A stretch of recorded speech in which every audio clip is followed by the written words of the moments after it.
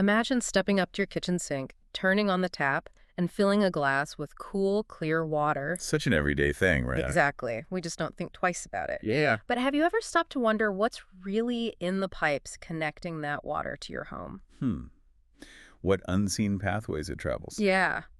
Okay, let's unpack this. Today, we're diving deep into something incredibly vital to that daily ritual: the critical updates to the lead and copper rule, or LCRR. And the upcoming lead and copper rule improvements, the LCRI. Big stuff. It really is. And this isn't just about regulatory acronyms, it's about a concerted nationwide effort to protect public health from a long-standing threat: lead in our drinking water. A really insidious threat. So our mission for this deep dive is to cut through all the complexity of these regulations. We want to understand the new requirements, the hard deadlines, and the very real-world impact they have. Not just for water systems, but for you, the consumer, right in your home. What's fascinating here is that we're getting these insights straight from the front lines. Our deep dive today pulls directly from a presentation at WaterJam 2025. A key industry event. Right, and it's all backed up by official documents from the Virginia Department of Health and the U.S. EPA. So we're aiming for the clearest, most actionable understanding of these crucial updates. And some of these updates, these deadlines, they're already here, just around the corner. For instance, water systems had an initial service line inventory deadline, October 16th, 2024. That's right. It's passed, yeah, but it's really important context. It was the first step in a much larger process. So what exactly did that initial inventory require them to document, including those tricky unknowns? Well, that initial inventory was incredibly foundational. It required systems to document everything they knew about their service lines. Yeah. Public portions, private portions, any connectors. And the unknown. And, critically, places where the material was simply unknown. If we connect this to the bigger picture, that initial snapshot really paved the way for the real task, the baseline inventory. Which is due when? That's due by November 1st, 2027. And look, this isn't just resubmitting the old one. It's an updated, more refined inventory. It builds on that initial data. With the goal being? The goal is to significantly reduce those unknowns. I mean, you can't fix a problem until you know where it is, right? So these inventories are absolutely essential, foundational. So beyond these long-term inventory projects, what about immediate actions? What if a system detects lead levels above the action limit now? Ah, okay. I'm thinking about that Tier 1 public notice. How quickly does that need to go out? What does it mean? Right, that's where the rubber meets the road. If a water system finds that its 90th percentile lead level in samples exceeds the action level. Meaning even 10% of samples are over the limit. Exactly. If that happens, they must issue a Tier 1 public notice. And this isn't something they can, sit on. That notice has to go out within 24 hours. Wow, 24 hours. 24 hours of learning about the exceedance. It's a rapid alert to the community about potential elevated lead levels, demands immediate attention. That's how serious this is. And this transparency, it doesn't just stop with urgent notices, does it? What about annual notifications if my service line is lead or unknown? Absolutely. The commitment to keeping the public informed continues annually. By December 31st each year, water systems have to notify residents. At which addresses? Any address served by a service line identified as lead, or those galvanized requiring replacement GRRs. We should probably clarify GRR. Good point. Those are galvanized plates that were ever downstream of lead. They still pose a risk because lead particles can cling to them. So lead, GRR, or lines still in that unknown category. Okay, so those folks get notified annually. Annually. Plus, any new customer gets notified right when their service starts. It ensures everyone has the latest info about their specific water line. And what about that annual report we all get? The Consumer Confidence Report, the CCR, usually by July 1st? How's that changing? Yeah, your annual CCR is definitely getting an upgrade. It now needs to include updated health effects language straight from the 2021 LCRR. Makes the dangers of lead very clear. And anything else? Yes. Importantly, it must tell customers exactly how they can access their system's service line inventory. Ah, so no more hunting around for it. Right. No more guessing games. You'll know where to find the detailed info about your community's pipes. Okay, we've laid out the big picture, some key deadlines. But, the devil's in the details with regulations like these. Always. Let's zoom in a bit. What about specific groups these rules protect? I heard something about schools and childcare centers. It's a critical focus, yeah. The rules specifically target vulnerable populations. Water systems are now required to directly contact schools and licensed childcare centers. To do what? They need to offer sampling at these facilities and then share the results. It's a clear, proactive step to safeguard children, recognizing they're more susceptible to lead. And building on that, you mentioned identifying unknowns in the inventory. But the EPA doesn't want them to stay unknown forever, right? Exactly right. While systems must identify and report unknown service lines, the EPA's expectation is clear. Don't just leave them as unknowns indefinitely. So they have to investigate. They're expected to proactively work to reduce that category over time. And think about it, identifying pipes buried for decades, maybe a century. It's like detective work. How do they do it? It involves everything. Thorough record audits, field verification, even potholing, literally digging test holes to see the pipe. It's a significant effort. Okay, now I want to get into something specific I've heard discussed a lot. Connectors. What exactly does the EPA mean by a connector? Right, this is where things get really granular, but it's important. Why are they so crucial now? Okay, so the EPA clarified. A connector is a short segment of pipe, usually not more than 3 feet long. Think lead goosenecks, pigtails, those short, flexible joints. Okay. What's crucial, the key change, is that these connectors are now treated as a major determinant of the whole service line's material status. Meaning, even if the rest of your service line is, say, copper or plastic, if there's a lead connector in there, that line is essentially classified as lead. Wow, so it bumps it right up the priority list for action. Exactly, highest priority. Transparency seems to be a big theme here. Making inventories public. How does that work? Is everyone's inventory just going to be online? Not quite everyone's, but yes, transparency is paramount. For the larger community water systems, those serving over 50,000 people, it's now mandatory. Mandatory online access. Yes, they have to make their entire service line inventory publicly accessible online. For smaller systems, it doesn't have to be online, but the inventory must still be readily available to the public if they ask for it. Okay, the goal is clear. Empower you, the consumer, with information. Precisely. And it's not just what information, but how it's shared. What about language accessibility for communities with significant non-English speaking populations? That's a vital point. Systems now have to make sure all communications notices, CCRs, those urgent Tier 1 alerts, are accessible. Meaning translations. It means if there are significant non-English speaking groups, the system needs a language access plan. It's not tied to a specific number, but rather the presence of limited English proficiency, or LEP, populations. Everyone needs to understand this critical water info. Okay, so we've got identification, notification. The next logical question is monitoring.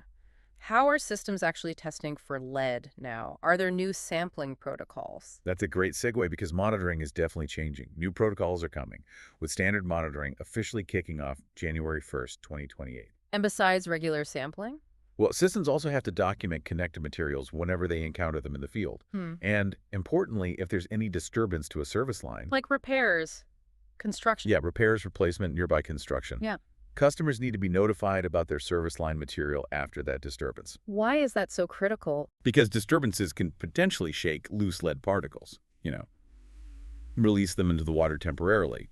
So for you, if you see work on your street, pay attention to notices from your utility about your line. Okay, this raises an important question then. How do you, the listener, know which sampling tier your home might fall into? Can you walk us through those 5 tiers? Absolutely. The rules prioritize sampling sites based on risk. 5 tiers. Tier 1 is top priority. Single-family homes with a known lead service line or lead pipes inside, or copper pipes with lead solder from a specific era. After 1982, but before the state lead ban, generally 86. That's the window, yeah. Highest probability of lead exposure there.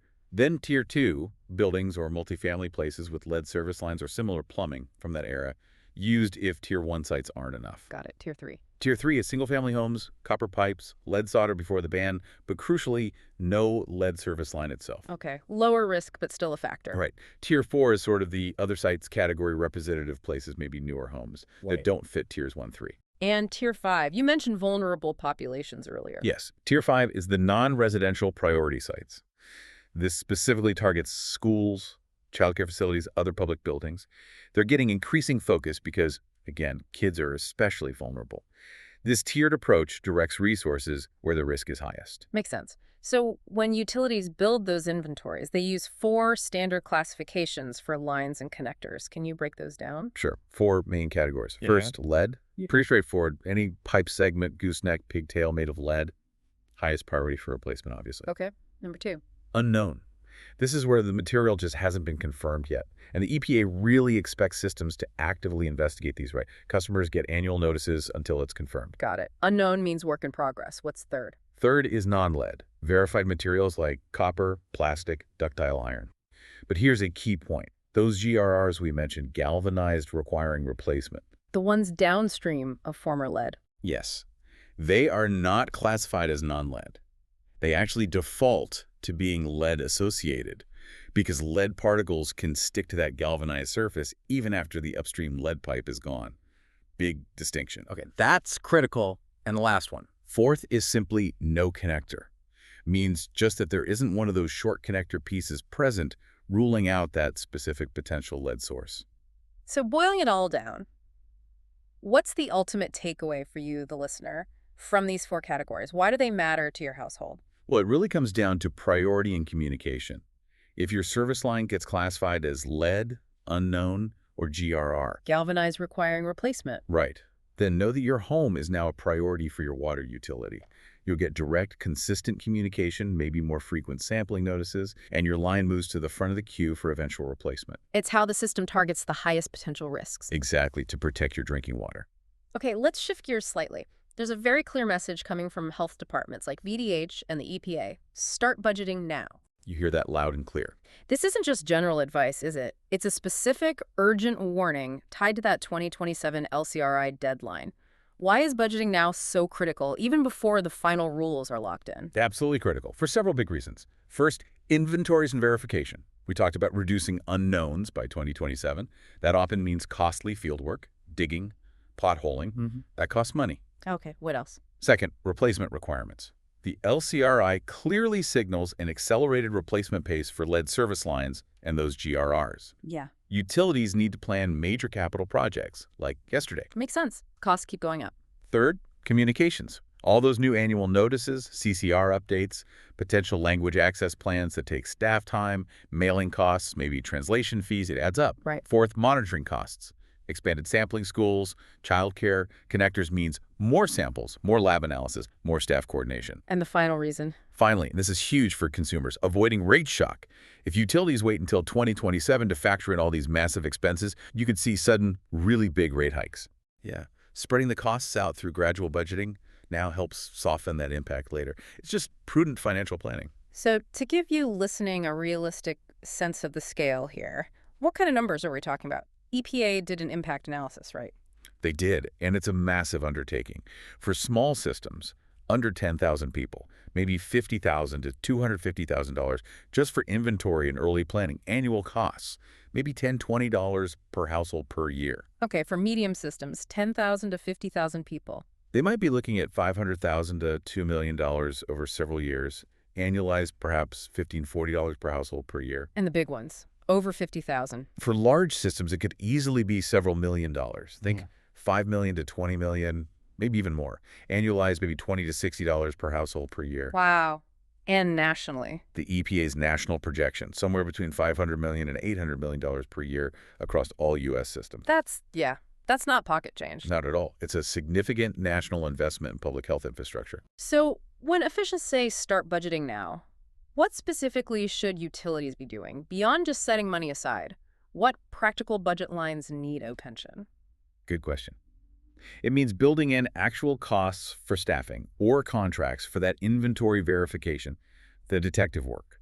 It means starting or boosting a capital reserve fund specifically for lead service line replacements. Which are expensive per line, right? Tens of thousands of dollars per line potentially, when you factor in both the public and the private side replacement often required now.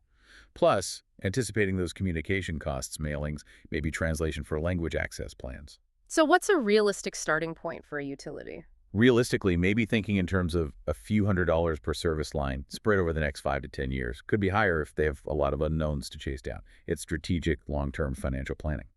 Okay, summing up then. Given everything we've covered, the rules, the costs, the deadlines, What are the absolute top priorities for water utilities right now, preparing for 2027? All right, the non-negotiables. First, material ID and verification. Get strategies, lockdown records, field checks, standard procedures to accurately ID those lines. Number two, Communication and public engagement. Not just the required notices, but proactive education, FAQs, websites, flushing guides, and getting those language access plans ready if needed. And fast notification like within 3 business days after discovery or disturbance. critical. Third, Replacement planning. Prioritize high-risk spots like schools, childcare. Integrate replacements into the main capital improvement plans. Don't treat it as separate. fourth, Funding and regulatory readiness. Actively chase down funding federal, state programs like DWSRF, the bipartisan infrastructure law money, figure out local rates, understand cost-sharing options. Be ready. and finally, Monitoring and sampling. Prepare for the revised TAP sampling rules, find more Tier 1 sites, know the stricter protocols needed after line disturbances. Get the lab capacity lined up. so boiling it down again, the message is crystal clear. Don't wait. Absolutely not. Utilities need to be moving now. Identify materials, standardize procedures, communicate clearly and quickly, plan and fund replacements realistically, and just be ready for these changes. It's a monumental task, truly. The scale, the investment, the coordination needed, it's Yeah. staggering, but so incredibly vital for public health. And for you, the listener, hopefully this deep dive gives you the knowledge you need to understand what your utility is doing, why it matters. Questions to ask, maybe. Exactly, and how to interpret the information they give you about your own home, your own tap. So, as you think about all this, Uh. maybe consider, what does this huge effort mean for the future of infrastructure investment in our communities? And how might it change the way you think about that simple glass of water flowing from your tap?